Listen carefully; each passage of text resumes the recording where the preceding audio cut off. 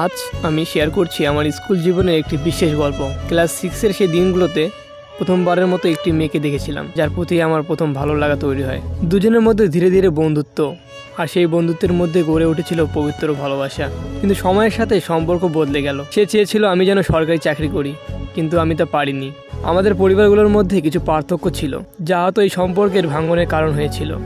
তাকে বোঝানোর অনেক চেষ্টা করেছিলাম, কিন্তু শেষ পর্যন্ত সে চলে গেল। হয়তো তার অন্য কোথাও বিয়ে হবে, সে সুখে থাকবে, কিন্তু আমি তাকে এখনও মিস করি। আজও হঠাৎ তাকে রাস্তা দেখলাম, তার দিকে তাকিয়ে আবার মুখ ফিরিয়ে নিলাম। হয়তো এই পরিবর্তনেই জীবনের বাস্তবতা। ভালোবাসা হয়তো হারিয়ে গেছে, কিন্তু তার স্মৃতিগুলো সারা জীবন আমার হৃদয়ে থাকবে। তাকে আমার করে পাওয়ার জন্য অনেক বোঝানোর চেষ্টা করেছিলাম, কিন্তু সে চেয়েছিল আমি যেন একটা সরকারি চাকরি করি। তার পরিবার একটু ভালো অবস্থায় ছিল, আমার পরিবার ছিল সাধারণ। এই পার্থক্যই হয়তো আমাদের সম্পর্কটাকে ফাটল ধরিয়েছিল। অন্য কারো হয়ে যাবে, কিন্তু আমি তাকে সারাটা জীবন মিস করব। তাকে যদি আমার লাইফে পাইতাম, তাহলে হয়তো একটু সুখী থাকতাম।